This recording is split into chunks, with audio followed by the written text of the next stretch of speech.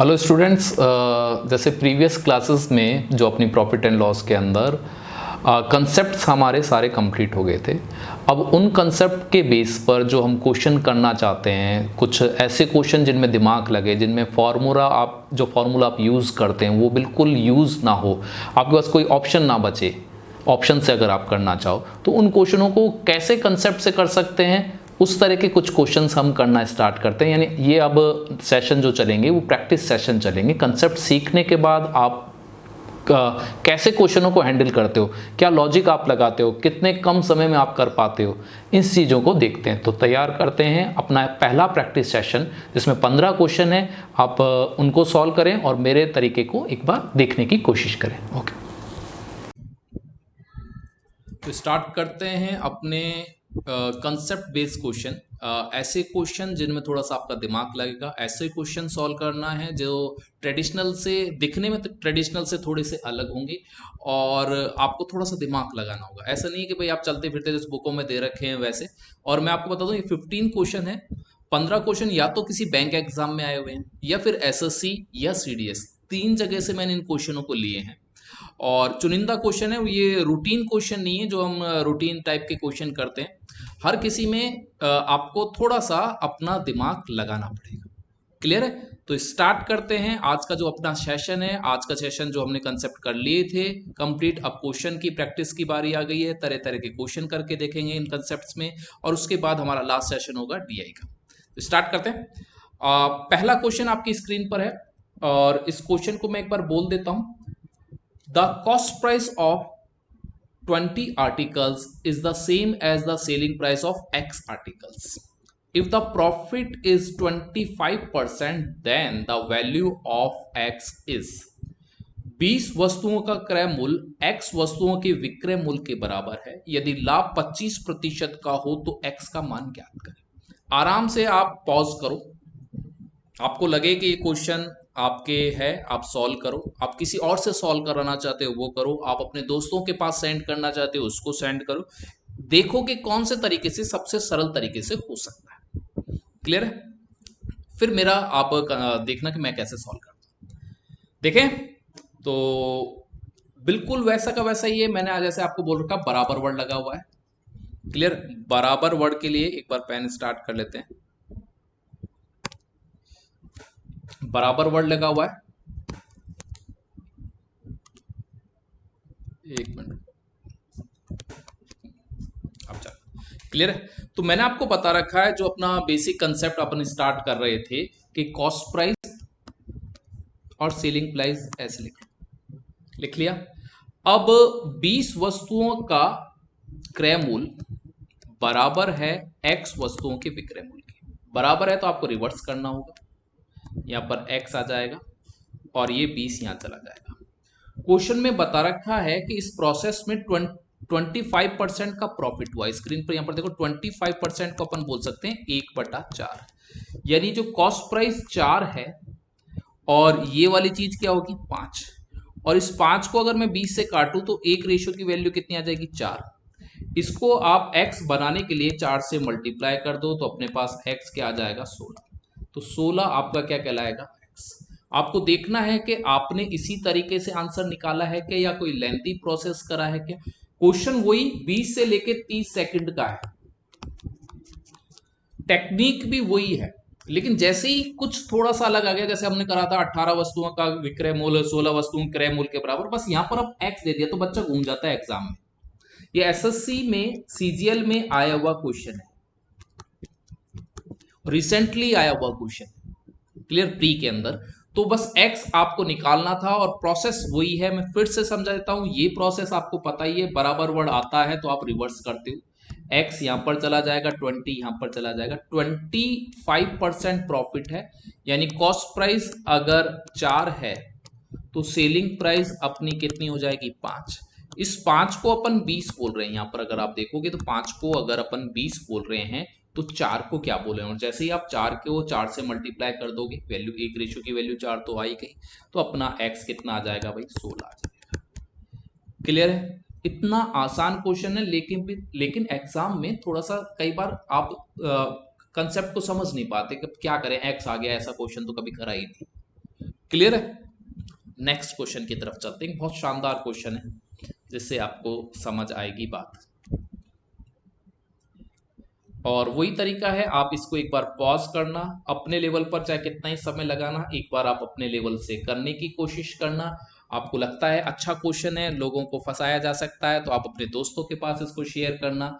और दोस्तों का तरीका भी आप देखना, आपका खुद का तरीका भी देखना, और मेरा भी तरीका आप देखना, लेकिन एक बार पॉज करके आप सॉल्व करना। देखें तो देखो क्वेश्चन क्या बोल रहा है।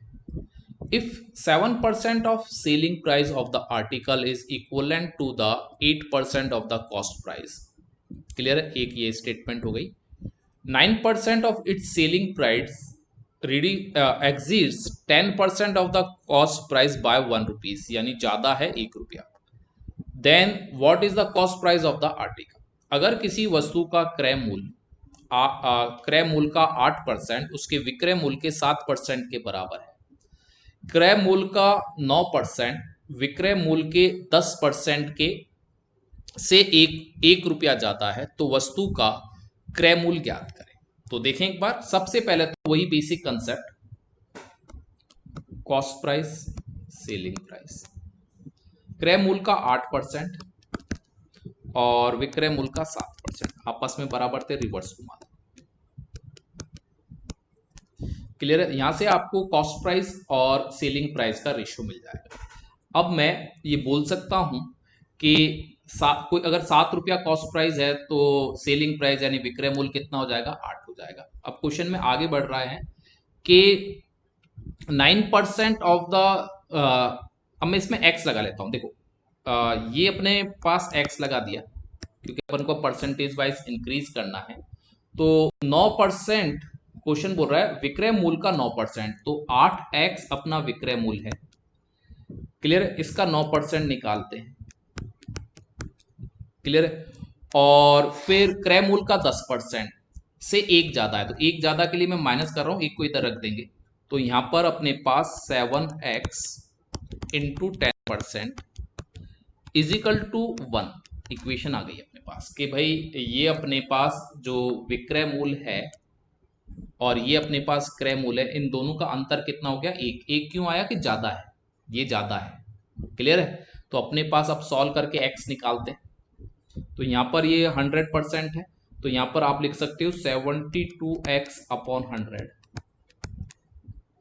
ये अपने पास आ जाएगा 70x अपॉन 100। ये 100% के कारण लगा है।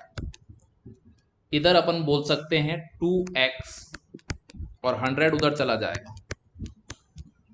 क्लियर है? तो x अपने पास आ जाएगा 50। अब क्वेश्चन अपन से आगे क्या बोल रहा है वो देखते हैं।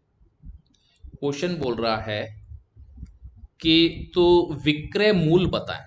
तो विक्रय मूल्य आपके पास देखना है, विक्रय मूल्य आपको बताना है, और विक्रय मूल्य है अपने पास 7। क्लियर है? तो अब विक्रय मूल्य अपने पास कितना है? 7x।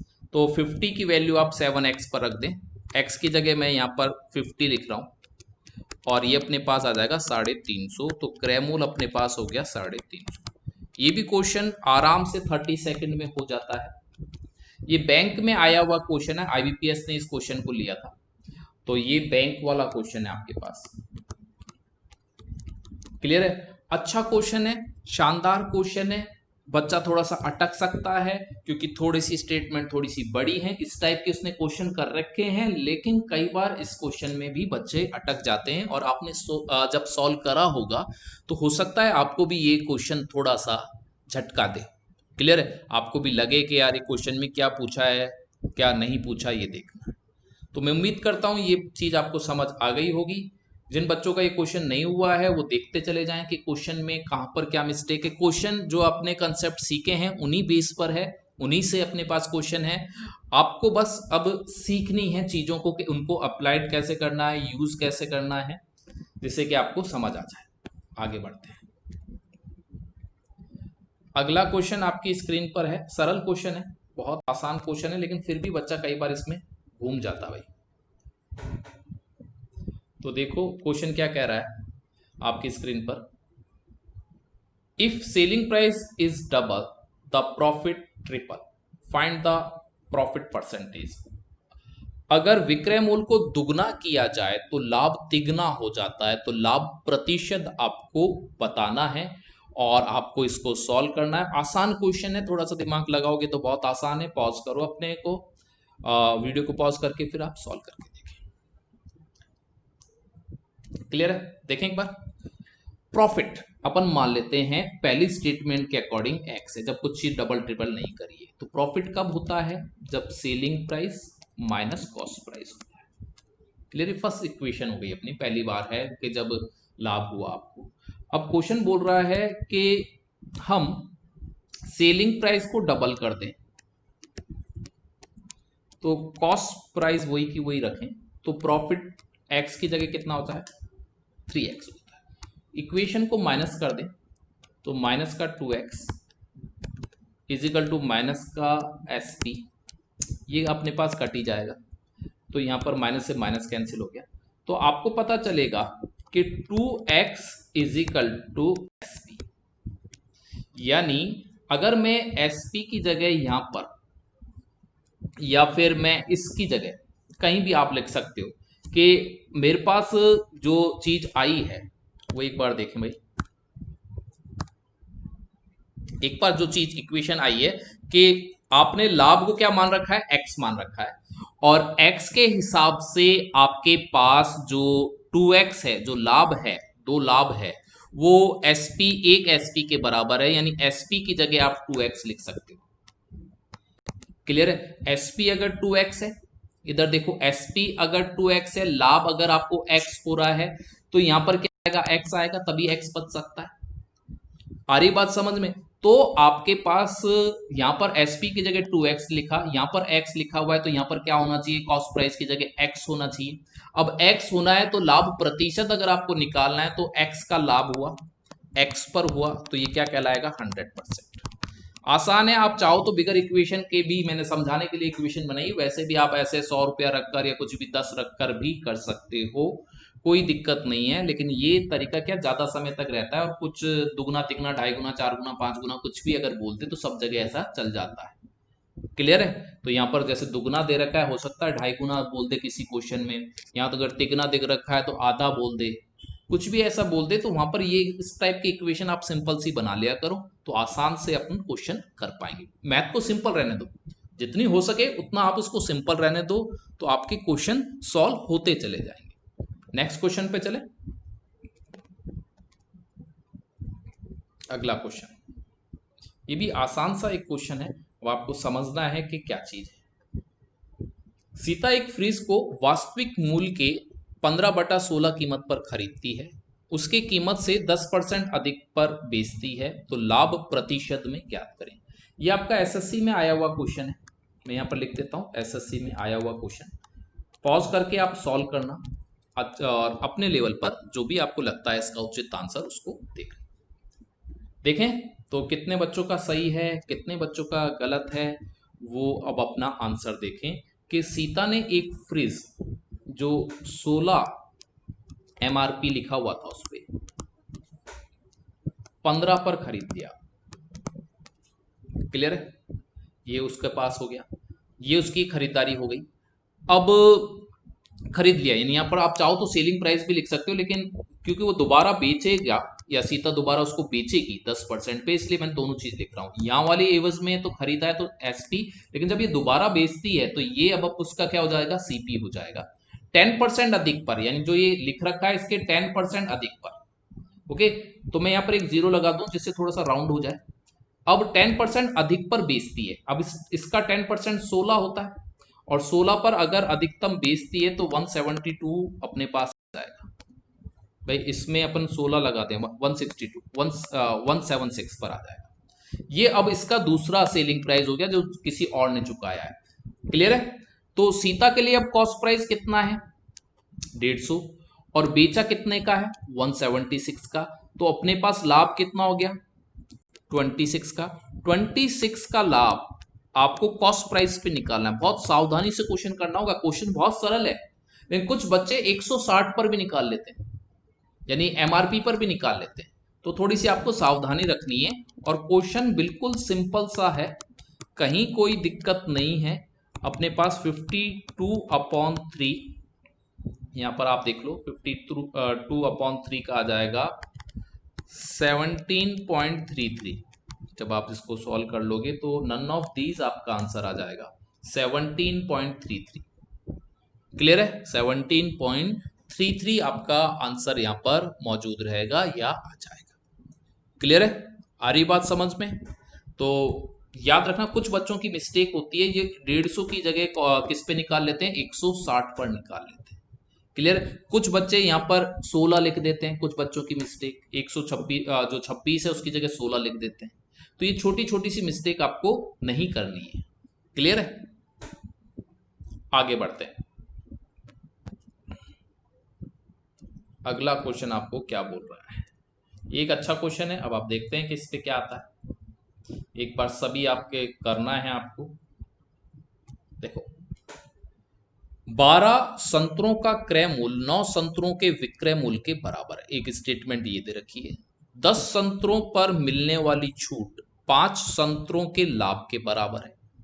तो छूट प्रतिशत, जो भी डिस्काउंट दिया है और जो भी लाभ प्रतिशत हुआ है, उनके बीच में आपको अंतर बताना है। The cost price of 12 orange is equal to the selling price of 9 orange and the discount of 10 orange is equal to the profit की स्पेलिंग देखो, profit on 5 orange. what is the percentage different between the profit percentage and discount percentage? Clear है? Pause करें, solve करें। तो देखें मैं किस तरह से इसको कर रहा हूं। वही अपने पास है कि 12 संतरों का क्रय मूल्य, मैं यहां पर 12 संतरे क्रय मूल्य और सेलिंग प्राइस 9 के है, बराबर है। तो मैं रिवर्स करूंगा, यहां पर मेरे पास 3 और 4 आएगा। इसी तरह का एक और स्टेटमेंट है, लेकिन ये स्टेटमेंट है डिस्काउंट का और सेल प्रॉफिट का। तो ये आपको बता रखा है 10 इजिकल टू 5, यानी इसको भी अगर मैं घुमा दूं तो 1:2 आ जाएगा। क्लियर है? ये 10 इधर चला जाएगा, काट लो, ये चीज आ गई। अब आप यहां पर देखें तो यहां पर अगर मैं आपसे पूछूं कि एमआरपी क्या होती है, तो आप बोलोगे एमआरपी होती है सेलिंग प्राइस प्लस डिस्काउंट। ऐसे ही होता है भाई, आपने कितने की छूट दी और कितने में वो वस्तु खरीदी गई थी। तो ये अपने पास यहां पर अपने पास होता है। अब मैं आपसे बोलूं कि यहां पर सेलिंग प्राइस 4 है, डिस्काउंट 1 है, तो एमआरपी कितनी हो जाएगी, 5।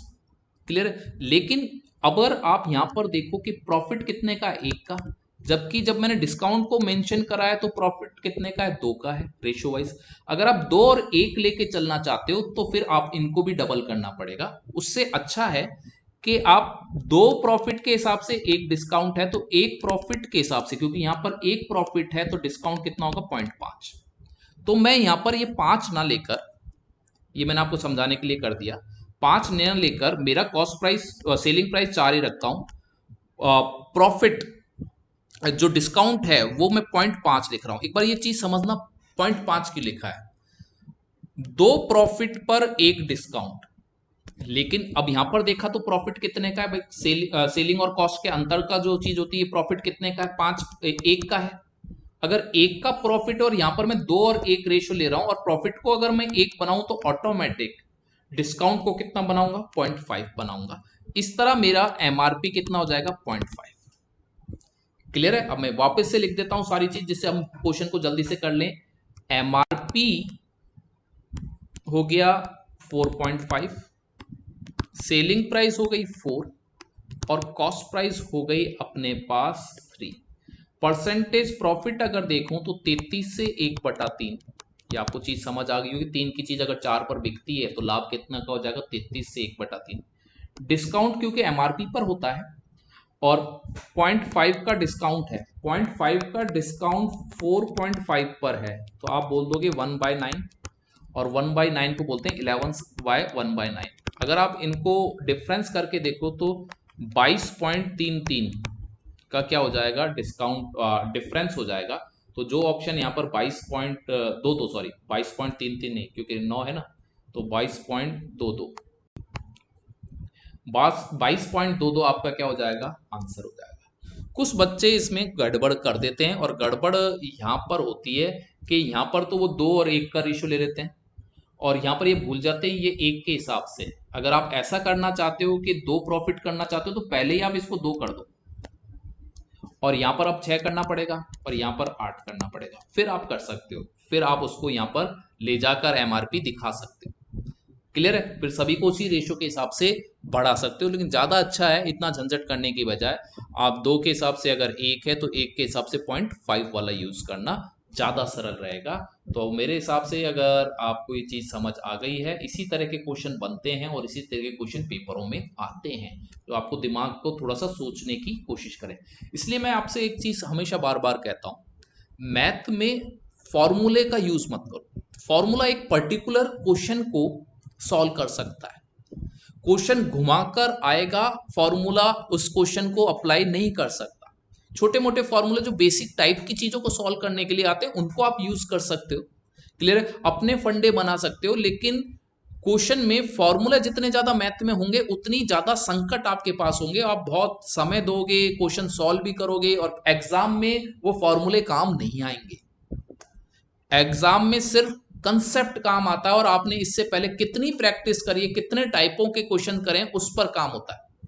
तो ध्यान रखना, काफ़ी सारे मैं जब वीडियो देखता हूं तो बहुत सारे यूट्यूब पर फॉर्मूले बना रखे हैं, इसका फॉर्मूला उसका फॉर्मूला। आप फॉर्मूले को छोड़ो भाई, मेरी मैथ करनी है तो आपको फॉर्मूले को छोड़ना पड़ेगा, क्योंकि मैं खुद प्रैक्टिकली करके ये देख चुका हूं कि पेपरों में जब पेपर के जब क्वेश्चन आप सॉल्व करते हो तो फॉर्मूला इक्का दुक्का क्वेश्चनों में ही सॉल्व हो पाता है। अब बहुत मुश्किल है कि फॉर्मूला बेस, हाँ 2013-14 की अगर मैं बात कर लेता तो फॉर्मूले कुछ हद तक आपको आगे बढ़ा सकते थे।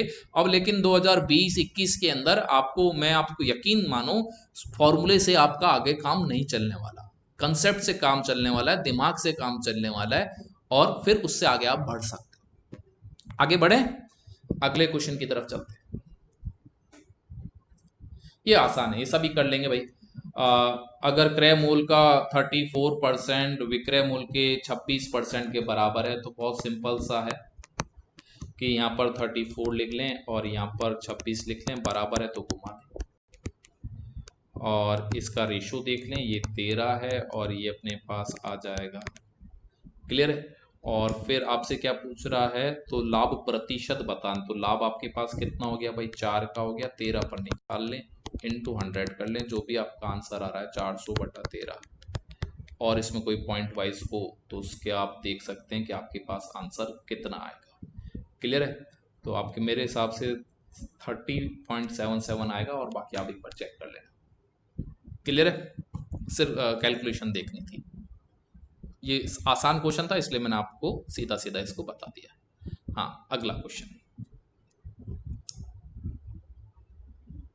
अगला क्वेश्चन है, सुभाषिनी एक दुकान पर गुड़िया खरीदती है जिसका मूल्य 400 रुपये है।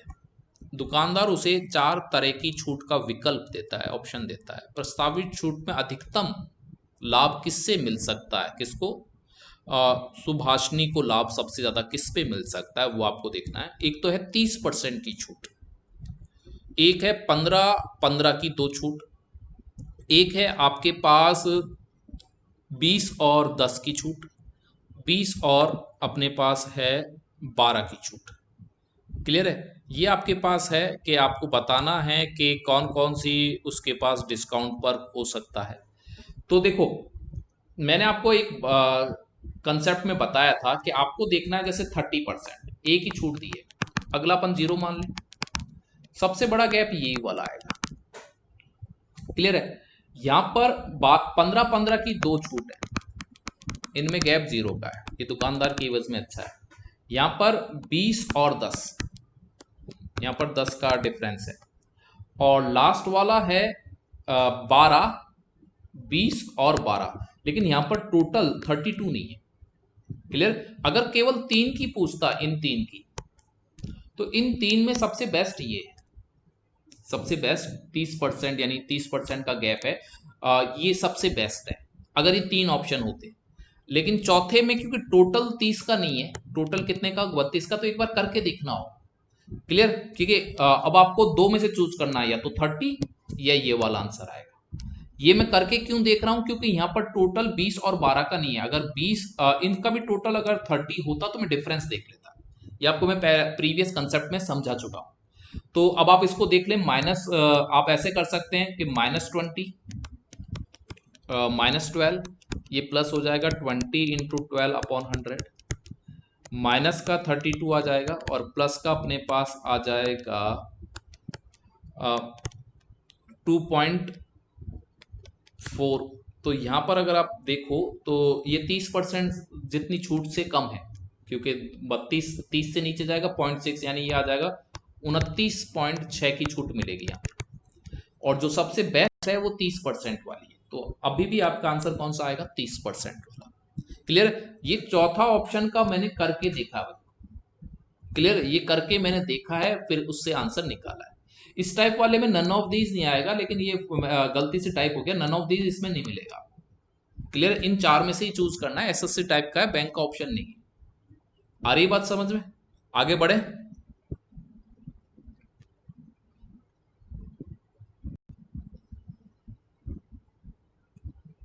हाँ, तो ये क्वेश्चन है, अच्छा क्वेश्चन।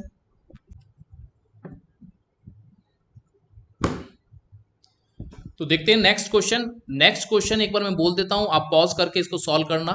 और नेक्स्ट क्वेश्चन जो है, उदय 40 चेयर बेचना चाहता है। उसने 156 प्रति चेयर की दर से बेचता है, तो उसे सारी कुर्सियां बिक जाती हैं उसकी। प्रत्येक कुर्सी का मूल्य अगर 6 रुपये बढ़ा देता है तो उसके पास एक बिना बिकी चेयर बचती है। यदि बिना बिकी जो कुर्सियां हैं उसके पास बनी रहती हैं, यानी वो लाभ में इंक्लूड नहीं होंगी, तो कौन सी विक्रय मूल्य पर उसको अधिकतम लाभ होगा? देखो, मैं आपको समझाने के लिए मैंने जैसे ये मल्टीप्लाई कर रखा है कि अगर वो 40 चेयर बेचता है तो उसके पास जो रुपया आता है वो आता है 6240। क्लियर है? अब अगर वो, मैं आपको जो समझाने के लिए बता रहा हूं, फिर आपको सॉल्व, आप एक बार ये चीज है कि भाई यहां पर भी लाभ है। अब आप पॉज करके एक बार जितना आपको समझ आता है उस हिसाब से क्वेश्चन करना। मैं एक बार वापस बोल रहा हूं कि अगर वो 6 रुपया दाम बढ़ा देता है तो एक चेयर उसके पास रिमेनिंग रह जाती है, यानी फिर उसकी 39 चेयर बिकती है, पैसा आता है।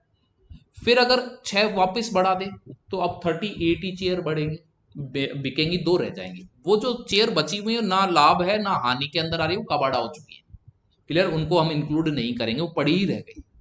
अब आपको बताना है कि किस पर उसको अधिकतम लाभ होगा, कौन सी स्थिति में उसको अधिकतम लाभ होगा, उस पर हम बात करते हैं। क्लियर है? तो देखें एक बार, पॉज करके आपको देखना है। देखो, 40 चेयर, मैं एक बार समझाने के लिए, यहां पर 156, अगर मैं 6 रुपया दाम बढ़ा दूं तो ये हो जाएगा 39 चेयर हो जाएंगे, क्योंकि एक चेयर रह गई। अब मैं 6 रुपया और बढ़ा दूं, क्लियर है, तो ये 38 हो जाएंगे। क्लियर? इस तरह आपको भी मल्टीप्लाई बाद में करना, मल्टीप्लाई का तरीका बता रहा हूं, लेकिन आप कुछ इसमें सेगमेंट लिख लो, मैं आपको चीज समझाने के लिए। अगर मैं यहां पर 6 और ले लूं, 6 और दाम बढ़ा दूं, तो 6 इसमें आ जाए तो 74 हो जाएगा, सॉरी, हाँ 74 हो जाएगा। और देख लें, एक और रह जाएगी अपने पास अगर दाम बढ़ा दें,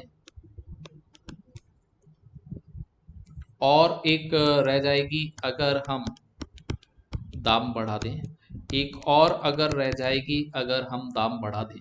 इस तरह आप कुछ सेगमेंट बना लें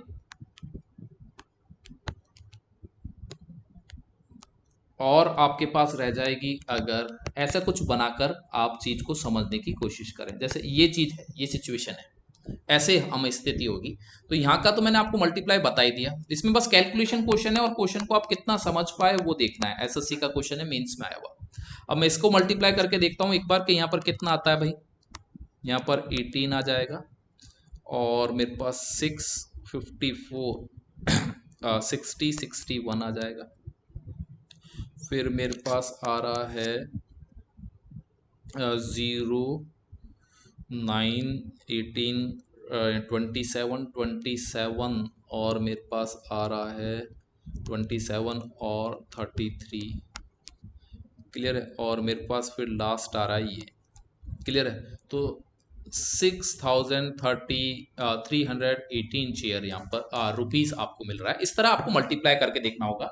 जैसे मैं एक दो मल्टीप्लाई आपको करके बताता हूँ। वैसे सारा काम मल्टीप्लाई का, जैसे मैं नीचे से स्टार्ट करता हूँ जिससे आपको थोड़ा सा आइडिया आ जाए। जैसे 33 पर मैं ले रहा हूँ, तो यहाँ पर 33 का अपने पास आ जाएगा 6534, क्लियर। इससे पहले अगर मैं ले रहा हूँ तो 6528, इससे पहले ले रहा हूं। ऐसे आप मल्टीप्लाई करके देख लो। अब हमेशा बढ़ता जा रहा है। आप जब भी ये क्वेश्चन आए तो इसी तरह बनाना, एक दो क्वेश्चन मल्टीप्लाई के ऊपर देख लेना, एक दो आप नीचे देख लेना। अब अगर मैं अगला सेगमेंट लूं 32 चेयर वाला, तो यहां पर 6 बढ़ा दूंगा, 6 बढ़ा दूंगा तो मेरे पास ये अपने पास आ जाएगा ये। अब आप देखना गौर से, जैसे ही अपने 6 बढ़ाया तो अब अपने पास क्या चीज बनती है। तो मैं यहां पर देख रहा हूं, तो ये अपने पास आ जाएगा 8, ये अपने पास आ जाएगा 12, ये अपने पास आ जाएगा 0, और ये अपने पास 0, ये अपने पास 0, 4, और ये 5, क्लियर। और ये अपने पास आ जाएगा, और ये 0, और ये 0, और ये अपने पास आ जाएगा। एक बार मल्टीप्लाई में वापस कर लेता हूँ, थोड़ा सा कैलकुलेशन देखना है मन को। 32 को करना है, मैं एक बार करके देखता हूँ इसको। 8 का यहाँ पर 12, 0 यानी 12, फिर अपने पास 0, फिर 4, फिर ये 5, फिर अपने पास 0, और ये 6, यहाँ पर ये आ गया, क्लियर। तो यहाँ पर अगर अपन बेच रहे हैं 32 पर, जब 32 चेयर अपने पास बिक जाती हैं रेट बढ़ाने पर, तो ये आती है। उससे पहले हमारे पास जब हमने 33 चेयर बेची थी, रेट बढ़ाकर 198 रखी थी, तो हमारे पास 6,534 रुपये आए। यानी अब अगर मैं रेट बढ़ाता हूं तो चेयर बचना ज्यादा हो जाएंगी, तो लॉस होता चला जाएगा। नहीं, मैक्सिमम जो प्रॉफिट हुआ है मेरे को वो यहां पर हुआ है। इसके बाद अगर मैं 6 रुपया बढ़ाता हूं तो 204, नो डाउट रेट 204 होगी, लेकिन मेरी चेयर अब 32 है। अब इनका मल्टीप्लाई करने पर मेरे पास जेब में उतना ही पैसा आ रहा है, 65-28, जितना कि 34 चेयर को बेचा था 192 में, क्लियर। उससे भी मेरे पास इतना ही पैसा आया था।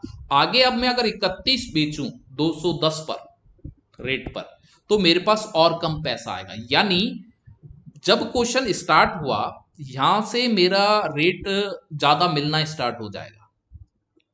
यहां पर मैं मैक्सिमम पर आऊंगा, 65-34 मेरा मैक्सिमम पैसा मेरे पास आ सकता है जब मैं 198 पर एक चेयर बेचूं और मेरी 33 चेयर बिक जाएंगी। इसके बाद मैं अगर रेट बढ़ाता हूं तो मेरी 32 चेयर ही बिक पाएंगी, और मेरे पास पैसा 33 चेयर वाले के हिसाब वाले से कम आएगा। तो मैक्सिमम इसमें पूछा है, तो मेरे को रेट कितनी रखनी होगी, 198। एक अच्छा क्वेश्चन है, पेपर के समय समझ नहीं आता ये क्वेश्चन क्या पूछ रहा है। मैंने तरीका क्या बताया आपको कि आप एक दो मल्टीप्लाई यहां पर कर लो, कुछ रेट्स लिख लो। 10 तक की रेट में मैंने अब तक जितने भी क्वेश्चन देख रहे हैं 10 तक के आप एक टेबल टाइप बना लो, 2 ऊपर से मल्टीप्लाई कर लो, 2 नीचे से मल्टीप्लाई कर लो। यहां पर ये बीच में मल्टीप्लाई करने की जरूरत नहीं है, क्लियर है। आप सिर्फ यहां पर 2 नीचे के 2 मल्टीप्लाई कर लो, आपको रेट बढ़ती हुई लगे तो आगे और चलना, और अगली रेट अगर कम हो जाए तो फिर आपका जो मैक्सिमम आंसर है वो होगा। सारा मल्टीप्लाई नहीं करना है, क्लियर है। 2 से आप ऊपर कर लो, और मैं कहता हूं कि नीचे से ही स्टार्ट कर लो, 10 बार लिख लो। 10 के बाद अगर 11वीं बार कब लिखोगे, जब आपको लगे कि अब मेरे को पता लगाना है कम या ज्यादा है, क्लियर है। बहुत शानदार क्वेश्चन है, बहुत कम लोग कर पाएंगे इस क्वेश्चन को। अब अगर आप व्हाट्सएप ग्रुप पर या कहीं पर भी इस क्वेश्चन को घुमाते हो तो बहुत रेयर चांस है कि इस क्वेश्चन को वो कर पाए, क्लियर है। तो एक बहुत बेहतरीन क्वेश्चन आपने ये वाला भी देख लिया। अगला क्वेश्चन, ये भी एक अच्छा क्वेश्चन है। एक दुकानदार एक वस्तु को 24 रुपए में बेचने पर Q% लाभ कमाता है। यदि क्रय मूल्य विक्रय मूल्य आपस में बदल दिए जाए तो हानि होगी 62.5% Q लगाकर। बदले हुए क्रय मूल्य के साथ नए विक्रय मूल्य में कितना प्रतिशत होना चाहिए जिससे लाभ कितना हो जाए, Q% हो जाए। देखो एक बार आप पॉज करके अपने लेवल पर कर लो, फिर आप इसको एक बार सॉल्व कर। पहली स्टेटमेंट बोल रहा है कि 24 रुपए में लाभ कब होता है। भाई 24 रुपए में अपन ये मान लेते हैं कॉस्ट प्राइस कितनी है x, और सेलिंग प्राइस 24 दे ही रखी है। क्लियर है, ये अपने पास है क्या, नीचे x लगाओगे इनटू 100 कर दोगे तो अपना q आ जाएगा। q क्या है, लाभ है प्रतिशत। क्लियर है, क्वेश्चन की पहली स्टेटमेंट है। अब क्वेश्चन बोल रहा है कि यहां पर आपकी इस वाले में सेलिंग प्राइस कितनी थी, 24। अब रिवर्सिबल करना है। रिवर्सिबल मतलब कॉस्ट प्राइस को तो 24 करना है और सेलिंग प्राइस को आपको x मानना है। तो दूसरी इक्वेशन अपन डाल देते हैं। तो अब आपकी लॉस हो रहा है, लॉस की स्थिति में कॉस्ट प्राइस पहले लिखना होता है, लेकिन कॉस्ट प्राइस यहां पर 24 है, ये कॉस्ट प्राइस है। फिर माइनस सेलिंग प्राइस, और निकलता वो कॉस्ट प्राइस पर है तो यहां पर 24 ही आएगा, इनटू 100, और ये 62.5% क्यू हो जाएगा। क्लियर है, ये हो गया। आ रही बात समझ में, ये क्यू एक्चुअल में खुद ही परसेंटेज है, तो मैं परसेंटेज क्यू पर लगा लेता हूं। अब मैं इस क्वेश्चन को सॉल्व करने के लिए, ये दो इक्वेशन हो गई, इक्वेशन 1 और इक्वेशन 2। अब यहां पर जहां क्यू लिखा हुआ है इस पर ये वैल्यू इक्वेशन 1 की डाल दूंगा, 24, ये मैं ऐसे लिख देता हूं इसको, या बगल में लिखा रहने देना आप इसको, और यहां पर 62.5 क्यू की जगह मैं ये ऊपर जो इक्वेशन दे रखी है 24 minus x upon x into 100, इसको कर देता हूं। यहां पर आप देखोगे तो ये 24 माइनस एक्स 100 और ये 24 माइनस एक्स 100 हट जाएगा। क्लियर है, और मेरे पास जो x आ जाएगा वो 24 बटा 62.5 आ जाएगा। क्लियर है, और यहां पर मैं अगर कैलकुलेशन करूं, ये परसेंटेज में है तो यहां पर ये पॉइंट इधर चला जाएगा। भाई ये परसेंटेज में है, 100 के कारण, नीचे 100 के कारण ये कहां चला जाएगा, क्यू का परसेंटेज हटेगा, तो 100 के कारण यहां पर ये पॉइंट इधर आ जाएगा, और इसको अब अगर आप कैलकुलेट करोगे 3 जीरो हटाकर तो ये आ जाएगा 15। एक्स अपना 15 हो गया, एक्स अपना कितना आ गया, 15। इसको इक्वेशन 1 में डाल देता हूं। इक्वेशन 1 में 24 तो दे ही रखा है, 15 लिखना है, नीचे भी 15 लिखना है, इंटू 100 करना है, तो ये आ जाएगा 60%। क्यू अपना आ गया 60%, क्यू हमारे को मिल गया 60%। और अब आपसे बोल रहा है कि क्या रेट रखी जाए, क्या रेट रखी जाए जब ये अदला बदली रखा जाए, तो विक्रय मूल्य कितना बेचा जाए कि आपको 60% का लाभ हो जाए। क्लियर, विक्रय मूल्य कितना रखा जाए कि 60% का लाभ हो जाए। 60% का मतलब हो गया, इधर बोर्ड पे अगर आप देखें तो 3/5, यानी आप ये बोल रहे हो 5 की चीज कितने में बिके, 8 में। 24 अपना अदला बदली करी, जो क्रय मूल्य कितना हो गया 24, और ये कितना है 5, और आपको निकालना है 8। ये कितना है 5 और आपको निकालना है क्या, 8। इसको कैलकुलेट करो, कैलकुलेट करने के बाद अपना आंसर आ जाएगा 38.4। कैलकुलेट आप कर लेना, 5 से भागी करना है तो अपने पास आ जाएगा 38.4, आपका आंसर आ गया। एक बार इसको वापस रिपीट करके आप देख लेना, इसको नोट कर लेना। अच्छा क्वेश्चन है, 2-3 बार इस तरह के क्वेश्चन रिपीट हो चुके हैं, कई बार क्यू लगा देता है, कई बार पी लगा देता है, कुछ भी ऐसा लगा देता है। अच्छे क्वेश्चन है, सिलेक्शन वाले क्वेश्चन है, जिनको करोगे तो सिलेक्शन होगा, ये उस टाइप के क्वेश्चन। क्लियर है, तो मैं उम्मीद करता हूं ये चीज बिल्कुल सिंपल सा इक्वेशन था और कुछ नहीं था, बाकी कैलकुलेशन करता। अब अपने पास है 10वां क्वेश्चन, और देखते हैं कि इसमें आप क्या दिमाग लगाते हो। इसमें लिखना, find the selling price of the goods if 2 salesman claim the profit 25% each. दोनों को लाभ 25% का हुआ है। एक ने अपनी कैलकुलेशन कॉस्ट प्राइस पर करी है और दूसरे ने अपनी कैलकुलेशन सेलिंग प्राइस पर करी है।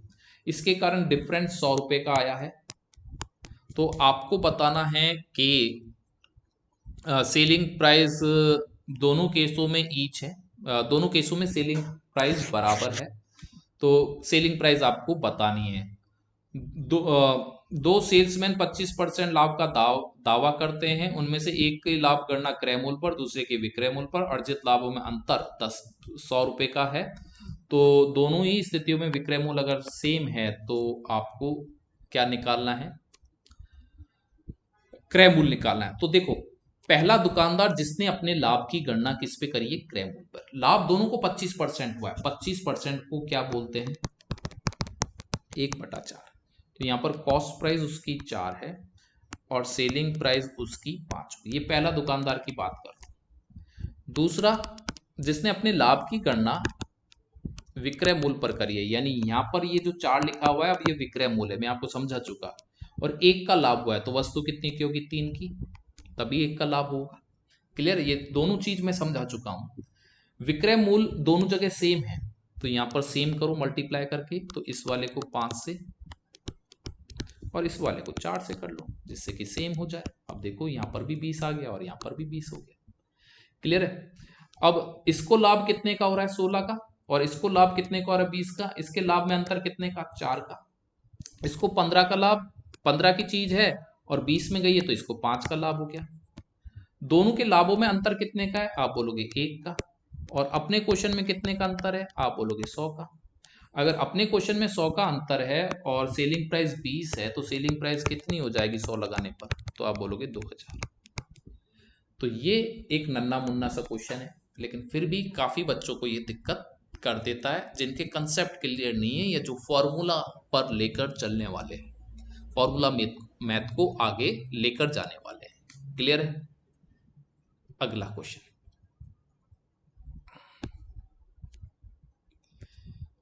ये बैंक में आया हुआ क्वेश्चन है भाई, इसको देखें एक बार। एक फार्मा कंपनी 4800 की लागत से टैबलेट की स्ट्रिप 3000 स्ट्रिप बनाती है, यानी 4800 रुपए में 3000 स्ट्रिप बनाई है। इसमें से 1000 स्ट्रिप फ्री सैंपल में डॉक्टर को बांट देती है।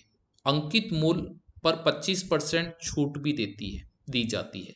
यदि स्ट्रिप की जो रेट है 3.25 से बढ़ाकर 4.25 हो जाए और नए मूल्य पर डॉक्टरों को कोई सैंपल भी न दे, तो लाभों का अनुपात बताना है, रेशो बताना है। तो एक बार देखें, या आप पॉज करके एक बार देखें, सॉल्व करके देखें कि आपको कितना समझ आया है।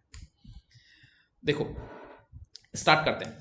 3000 में से पहली वाली स्थिति बता रहा हूं, 1000 तो क्या जाएंगे, फ्री जाएंगे, यानी कितने से पैसा ले सकते हैं, 2000 से। 2000 से अगर पैसा लें और एक की रेट कितनी है पुरानी वाली, 3.25, यहां पर मैं 325 लिख रहा हूं, पॉइंट हटाने के लिए 2 जीरो लगा रहा हूं। साथ में 25% का डिस्काउंट दे रहे हैं, यानी पैसा कितना लेंगे, 3/4। अब कैलकुलेट करके देखते हैं कि हमारे पास जेब में कितना आता है।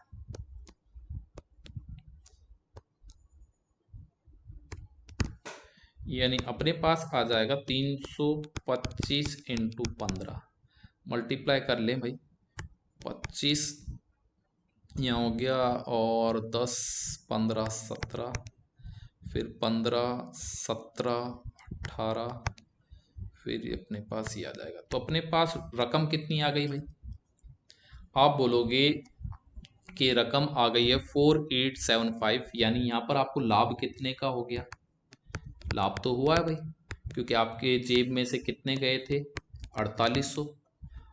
क्लियर, तो लाभ कितने का हो गया भाई, 75 का। पुराने पैटर्न पर तो लाभ अपने पास 75 का हो गया। अब क्वेश्चन बोल रहा है कि ये जो 1000 है ये भी हम फ्री नहीं देंगे, 3000 का टोटल पैसा लेंगे। पैसा भी बढ़ा दिया है, पैसा कितना बढ़ाया क्वेश्चन में, 4.25, पॉइंट हटाने के लिए ये 2 जीरो लगा दी, और छूट वही दे रहे हैं। अब हम देखते हैं कि हमारे पास कितना पैसा आता है। क्लियर है, कितना पैसा हमारे पास आता है उसको देखते हैं। तो यहाँ पर अपने पास 425, ये अपने पास 90 आ जाएगा, 2 जीरो ख़त्म हो ही गई हैं, 4 से भाग करना है, 4 से भाग कर लें भाई, 1 यहाँ पर 0, 6.25। तो अब मल्टीप्लाई करके अगर अपन देखें तो 9 से मल्टीप्लाई करें, 1 ज़ीरो हटा दें, 1 पॉइंट लग जाएगा, 45 18 का यहाँ पर अपने पास आ जाएगा 23, फिर 2, फिर 9। क्लियर है? तो अपने पास आ जाएगा मल्टीप्लाई में, एक बार करेक्शन देख लेना, कोई अगर करेक्शन हो रहा हो तो देख लेना आप सब। तो मेरे हिसाब से यहाँ पर जो रकम आएगी वो ये है। क्लियर है? कैलकुलेशन आप और देख लेना, 9234, जबकि थी कितने की, वही 4800 की। और यहाँ पर अपने पास 344 और ये अपने पास आ जाएगा 4। तो 444 यहाँ पर लाभ है, 44434। और पहला वाला लाभ अपने पास कितने का था, 75 का। रेशो आपको बताना है काट पीट कर, तो ये लगभग 63 पॉइंट समथिंग आ जाएगा, ऑप्शन में देख लेना। हाँ, तो ये ऑप्शन आ जाएगा 63.5। और कैलकुलेशन देख लेना, चीज मैंने आपको समझा दी है, कैलकुलेशन में कोई मिस्टेक है तो आप देख लेना। क्लियर है? क्लियर? आगे बढ़े, अगला क्वेश्चन। ये आप लॉजिकली क्वेश्चन कर लोगे, बिल्कुल सीधा सा है। वैष्णवी फल खरीदने के लिए जाती है, सौदेबाज जी के बाद वे प्रारंभिक मूल्य से 1 रुपया घटाकर 1 दर्जन सेब प्राप्त कर लेती है। इस प्रकार उसे बचाए गए प्रत्येक रुपए के 1 अतिरिक्त सेब मिल जाता है। क्लियर है? तो अतिरिक्त सेब पर कोई छूट नहीं मिलती है आगे उसको। तो 1 दर्जन सेब का प्रारंभिक मूल्य क्या था? 1 दर्जन सेब का प्रारंभिक मूल्य क्या था? लॉजिकली है, देखो बिल्कुल सिंपल सा है। 1 रुपया जैसे 24 रुपये दर्जन है, तो वो मोल भाव से 23 रुपये दर्जन ले लेती। आ रही बात समझ? 23 रुपये दर्जन ले लेती है और फिर उसे एक अतिरिक्त सेब उससे मिल जाता है, यानी 1 रुपये पर उसे 1 सेब अतिरिक्त मिल जाता है। आ रही मत? दर्जन की बात चल रही है, 1 दर्जन पर। यानी आप ये बोल सकते हो, अगर थोड़ा सा दिमाग लगाओ, तो 1 रुपये का 1 रुपया घटने पर 1 दर्जन के भाव, सबसे इंपॉर्टेंट चीज है 1 दर्जन का भाव है। 1 दर्जन सेब 1 रुपया कम करने पर वो परचेज करती है और इस 1 रुपये से 1 सेब और ले लेती है। इस तरह का कोई सिस्टम है कि अब उसने कितने खरीदे ये नहीं बता रखा, लेकिन ऐसा रेट है। तो आपको सिंपल है कि एक अगर सेब खरीद रही है तो प्रारंभिक रूप जो 1 रुपये की छूट मिलने पर 12 रुपये प्रति दर्जन हो जाएगी। मैं अभी इसको और डिटेल में बता दूंगा। मैं एक छोटा सा सिंपल सा बना रहा हूं कि अगर 12 रुपये दर्जन अपने पास यहां पर 1 रुपये का हिसाब से अपने पास आ जाता है, तो 12 रुपये दर्जन प्रारंभिक मूल्य था। क्लियर? अपन एक वैल्यू मान लेते हैं कि उसने कितने खरीदे। अब 12 रुपये दर्जन है, 12 से कटने वाली कोई भी वैल्यू ले लो। तो मैं ले लेता हूं कि ऐसा मान लेते हैं कि 144 खरीदे। अब मुझे बताओ 12 के हिसाब से 12 रुपये दर्जन रेट है, 12 के हिसाब से 144 अगर वो खरीद रही है। आ रही बात समझ में? 144 अपने पास सेब खरीद रही है, तो अपने पास यहां पर कितना आ जाएगा? आप देखो कितना आपके पास 12 रुपये आ जाएगा। 12 यानी 1 दर्जन का 12 के हिसाब से 12 रुपये का आ गया हिसाब किताब। आ रही बात समझ में? अब अगर मैं इस क्वेश्चन को वेरीफाई करना चाहूं कि वेरीफाई कितना होगा, तो आप बोलोगे 143 को 11 से डिवाइड करके देखो, तो यहां पर अपने पास रेट कितनी आ जाएगी ये अपने पास की, अगर मैं यहां पर बात करूं तो 1। क्लियर है? 1 आ गया यहां पर, 1 के बाद यहां पर 13। तो उसने जो खरीदा है, अब इस चीज को देखो कि मैं इसको अगर डिटेल में समझाना चाहूं इस क्वेश्चन को, मैंने ये तुक्का लगाया कि भाई 12 प्रारंभिक मूल्य 12, 1 दर्जन सेब का 12 रुपये प्रारंभिक मूल्य था। 12 के कारण मैंने 144 लिया। 144 के 1 रुपये का यहां पर कम रेट करा था, तो 143 कर लिया। 143 का यहां पर अपने पास कितना आ जाएगा? 11। मैं इस चीज को समझाने के लिए मैं मान लेता हूं कि उसने n सेब खरीदे। क्लियर है? n सेब खरीदे और फिर बार्गेनिंग करने पर ये वाली स्थिति बनी। क्लियर है? यहां पर प्रति दर्जन के हिसाब से मैंने 12 लिख दिया, यहां पर ध्यान रखना 11 लिख दिया, माइनस इज इक्वल टू 1 कर दिया। ये एक वही सेब है जो बच रहा है। क्लियर है? यानी इस एक सेब 1 रुपए के कारण ही एक सेब एक्स्ट्रा मिला, मैं इसको ये सेब मान रहा हूं। आ रही बात समझ में? इसको एक सेब मान रहा हूं, ये एक सेब है। क्लियर? मैं सेब वाली बात कर रहा हूं। यहां पर मैंने एन टोटल खरीदे, दर्जन के हिसाब से 12 का भाग करवा दिया, ये दर्जन के हिसाब से 12 का भाग है। अब n-1 1 रुपया वाले रेट को जो अगर कम करूं तो नीचे मेरे को ध्यान रखना है 11 लिखना पड़ेगा। लॉजिकल क्वेश्चन है, वैसे ये 12 दर्जन से हिसाब से आप निकाल सकते हो।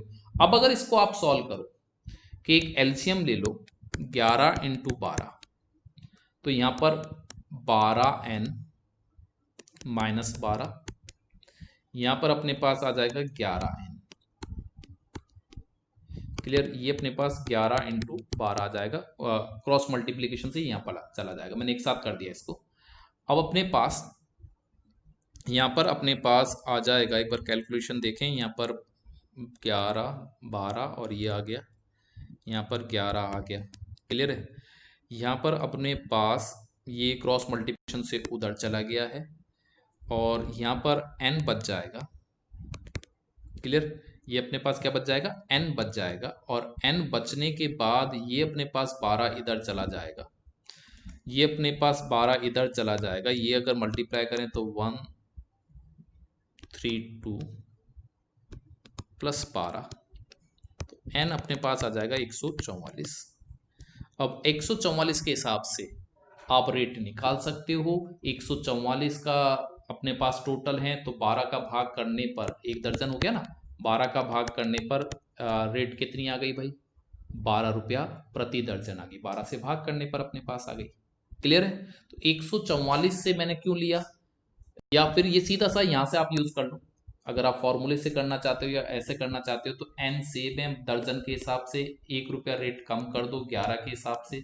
11 क्यों कम करा है? क्योंकि पर जो छूट मिली है 1 रुपये से, उसको 1 रुपये का एक्स्ट्रा सेब मिल रहा है, यानी सेब की कीमत, एक एक्स्ट्रा सेब की कीमत कितनी मिल रही है आपको? 1 रुपया। ये क्वेश्चन ने पहले ही दे दिया कि एक सेब की कीमत 1 रुपया है, जिसमें डिस्काउंट नहीं है, छूट वाला। 1 रुपये घटने पर, इस प्रकार प्रत्येक रुपया बचाने पर एक अतिरिक्त सेब खरीदा जाता है। ये इंपॉर्टेंट लाइन है, यहां से आपको पता चल जाएगा कि विदाउट छूट वाले सेब की कीमत कितनी है? 1 रुपया। और ये अपना फिर हिसाब किताब बैठ जाएगा जैसा क्वेश्चन बता रहा है। क्लियर है? यहां पर अगर आप वैसे ही बिगर इसके करना चाहो तो आप कोई रेट लो, रेट लेने पर दर्जन के हिसाब से 12 मैंने प्रारंभिक रेट ले ली, कंफर्म करना है 12 हो सकता है सही हो या ना हो। क्लियर है? अब इसके हिसाब से अपने पास अगर 144 रुपए हैं तो उस हिसाब से आप पता लगा लो कि 144 रुपए में 12 रुपए पर दर्जन के हिसाब से कितना आएगा, इसलिए हमने यूज करा और 1 रुपया कम करके यहाँ दिखा। क्लियर है? बाकी ये आप इक्वेशन बना के कर सकते हो, और सिंपल सा क्वेश्चन। आगे बढ़ते हैं।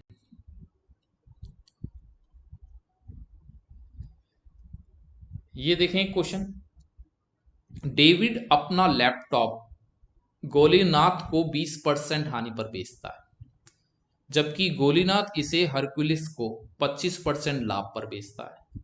हरकुलिस लैपटॉप में कुछ कमी पाने के बाद उसे गोलीनाथ को लौटाता है और अपने द्वारा चुकाए गए प्रत्येक 5 रुपए के बदले 4.5 रुपए अदा करता है।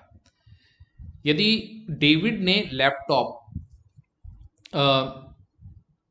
1,75,000 का खरीदा था, तो हरकुलस को कितने रुपए की हानि हुई? तो एक बार देखें भाई।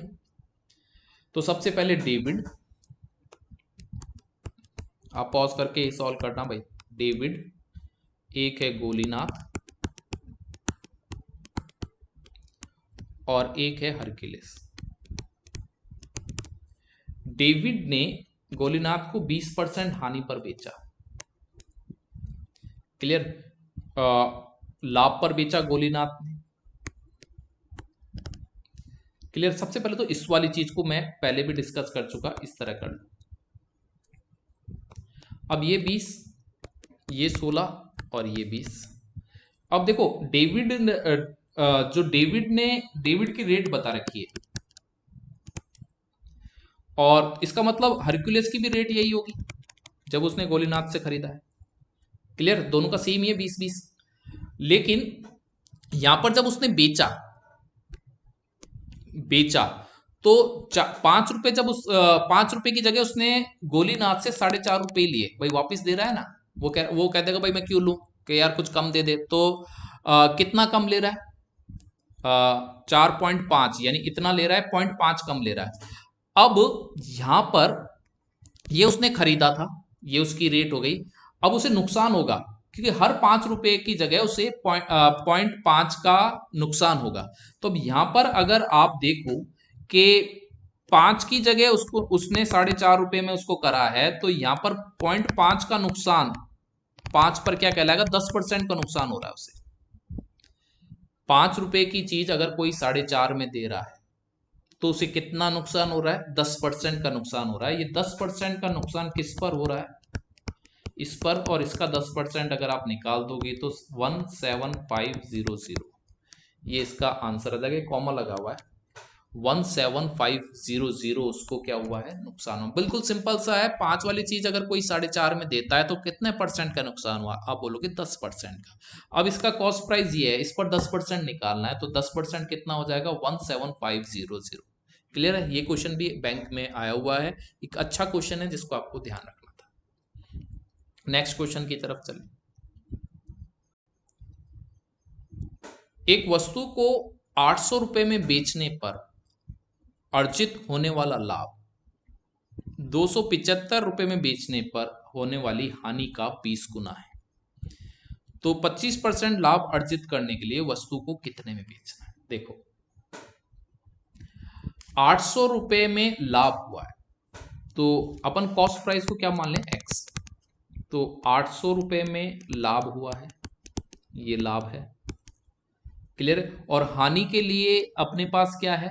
एक्स यहां लिखना होता है, 275 यहां लिखना होता है। ये दो इक्वेशन आ गई। क्लियर है? तो जो लाभ हानि हुई है, अब बराबर निशान है। जो बेचने पर होने वाली हानि का 20 गुना है। अब 20 गुना लाभ है, तो ये 20 यहां लगा दो आप उल्टी तरफ और सोल्व करने की कोशिश करो। तो 800 माइनस एक्स, 20x, इसको अगर अपन मल्टीप्लाई करें तो 10, 14 और 1 15, 4 और 1 5। क्लियर है? और 1 0 लगा दें। क्लियर है? और अब देखें तो एक तरफ ले लें, यहाँ पर अपने पास या तो इसको इधर ले लो या इसको ले लो, 21x आ जाएगा। और अगर मैंने इसको इधर लिया है तो इसको इधर ले लूँ तो ये प्लस हो जाएगा। प्लस होने पर 8 जोड़ दो, 8 जोड़ देते हैं, 5 5 ये ना भाई, हाँ 1 मिनट, 8 इसमें जोड़ दो तो अपने पास आ जाएगा 6300। एक्स आ जाएगा अपने पास 300। एक्स अपने पास क्या आ गया? Cost price. 25% लाभ के लिए निकालना है। 25% लाभ का मतलब 4 × 5, तो यहाँ पर अपने पास आ जाएगा 375। तो ये आपका आंसर आ जाएगा 375। साधारण क्वेश्चन था, एक इक्वेशन बनानी थी, और अगर आपको कोई और तरीका अच्छा लगता है तो उससे भी आप कर सकते हैं। नेक्स्ट चलें। लास्ट क्वेश्चन है आज का। 15 क्वेश्चन लिए थे, कल मैं डीआई कराऊंगा, फिर बाद में वापस क्वेश्चन कराऊंगा, क्योंकि डीआई के भी क्वेश्चन फिर मिक्स हो जाएंगे। उदय ने 25 वॉशिंग मशीन और माइक्रो ओवन 2,05,000 में खरीदे। क्लियर है? 25 की काउंटिंग बता दी आपको, माइक्रो ओवन अभी आपको नहीं बताया टोटल कितने हैं, लेकिन इतने में खरीदे गए, यानी ये कॉस्ट प्राइस है। 80% वॉशिंग मशीन और 12 माइक्रोवेव्स 4,000 लाभ पर बेच दिए। प्रत्येक वॉशिंग मशीन पर क्रय मूल्य पर 20% की छूट अंकित की गई। प्रत्येक ओवन पर 2,000 रुपए का लाभ हुआ। शेष वॉशिंग मशीन और 3 माइक्रो ओवन नहीं बिके, तो कुल लाभ और हानि आपको बतानी है। देखो भाई, ये कॉस्ट प्राइस है, बैंक का क्वेश्चन है, थोड़ा सा दिमाग लगाना भाई। 40,000 लाभ पर बेचे हैं। क्लियर? 40,000 लाभ पर बेचे हैं। वॉशिंग मशीन नहीं बताई कितनी है, वॉशिंग मशीन नहीं बताई कितनी है, टोटल बता रखी है, लेकिन इसमें कितनी बेची गई है? 40%, 80% वॉशिंग मशीन बेची है। तो 80% आप अगर निकाल लोगे तो अपने पास कितनी आ जाएंगी भाई? 25 का 80% आप निकाल लो, 20 वॉशिंग मशीन यहाँ पर बेची है। तो यानी इसके अंदर 20 वॉशिंग मशीन है और 12 माइक्रोवेव्स है। एम लगा दिया मैंने। अब माइक्रोवेव्स 2000 लाभ पर बेचे हैं, तो यहाँ पर 2000 से मल्टीप्लाई कर दूं, 12 है ना भाई, तो 2400 हो जाएंगे। बाकी जो लाभ है 40,000 में से, वो लाभ 20 वॉशिंग मशीन का है, तो एक का लाभ मिल जाएगा आपको। तो यहाँ पर 16 हो जाएगा। तो वॉशिंग मशीन पर अपन को 800 रुपए का लाभ हो रहा है, एक वॉशिंग मशीन पर। एक वॉशिंग मशीन पर 800 रुपए का लाभ हुआ है। क्लियर है? लेकिन प्रॉब्लम ये क्रिएट हो रही है, लाभ तो हमें पता चल रहा है भाई, लाभ आपको पता चल रहा है कि प्रत्येक वॉशिंग मशीन पर 20% की अंकित मूल्य पर 20% की छूट दी गई। अंकित मूल्य पर 20% की छूट दी गई, आपको लाभ मिल रहा है। क्या अंकित मूल्य पर 20% की छूट का आप हिसाब किताब लगा सकते हो? क्लियर है? कोई ये बता सकता है भाई ये लाभ है? लाभ तो हमेशा क्रय और विक्रय पर चलता है, यानी क्रय मूल्य पर आपको लाभ मिल रहा है, विक्रय मूल्य और क्रय मूल्य का रिलेशन होता है, ये छूट का तो होता नहीं। क्लियर? ये वाली चीज छूट की नहीं होती। अब मुझे बताओ कि अंकित मूल्य पर अगर 20% की छूट दी गई है, तो मैं ये बता सकता हूं कि वॉशिंग मशीन का अंकित मूल्य कितना था? क्या ये बता सकता हूं कि वॉशिंग मशीन जो हमने 25 खरीदी हैं उनका क्रय मूल्य कितना है? नो डाउट 800 रुपए का लाभ हुआ है, लेकिन क्रय मूल्य नहीं बताया जा सकता कि क्रय मूल्य कितना था। इस क्वेश्चन को आप बोलोगे कैन नॉट बी डिटरमाइन, क्योंकि आप बता नहीं पाओगे कि वॉशिंग मशीन कितने की थी। क्लियर है? और 3 माइक्रोवेव और शेष वॉशिंग मशीन नहीं बेची, उससे मतलब ही नहीं। जब तक हमारे को कॉस्ट प्राइस नहीं पता चलेगी, हम कुछ नहीं बता सकते कि कुल लाभ कुल हानि कितनी की हुई। क्लियर है? कि सब बिगर क्रय मूल्य के, अगर कोई ये कहना चाहे सब 40,000 का तो लाभ हो रहा है, ये तो पता ही है, लेकिन बाकी नहीं बिका ना। 5 वॉशिंग मशीन नहीं बिकी, 3 माइक्रोवेव नहीं बिका। अब इनकी कीमत मेरे को पता नहीं कि कितना रुपया इसमें से मेरे पास रहना चाहिए। 40,000 रुपये का लाभ मेरे पास हुआ है, अब मुझे ये नहीं पता कि बाकी का कितना मेरे पास कॉस्ट रही है। तो मेरे हिसाब से इस क्वेश्चन को, मेरा जो आंसर है इसका मेरे को आंसर नहीं पता, क्वेश्चन मैंने कहीं देखा था और ये ऑप्शन दे रखे थे कैन नॉट बी डिटरमाइन, क्योंकि मैं आंसर को चेक करता हूं कि जो भी मेरा आंसर है उस आंसर चेक भी होना चाहिए। तो कैन नॉट बी डिटरमाइन, कोई अगर बच्चे को इसका कोई आंसर मिलता है और वो सेटिस्फाई करता है तो प्लीज कमेंट में जरूर दे, लेकिन मेरे हिसाब से इसका answer can not be determine होगा। क्लियर है? तो आज वाली क्लास में हमने 15 एक चुनिंदा क्वेश्चन करे जिनमें दिमाग लगेगा, हर क्वेश्चन ऐसे आसानी से नहीं हो जाएगा, उनको आपने करा। ऐसे बीच बीच में हम और भी लाभ हानि के प्रतिशत के क्वेश्चन जो अच्छे लगेंगे 15-15 के सेट कभी मैं बीच में लाता रहूंगा। अब मेरा लाभ हानि का लास्ट सेगमेंट बच रहा है DI, वो एसएससी में भी काम आ जाएगी छोटे लेवल वाली, और बड़े लेवल वाली भी हम करेंगे जो बैंक में काम आ जाएगी। तो कल वाली क्लास में हम DI को सॉल्व करेंगे। ओके, चलो बाय बाय।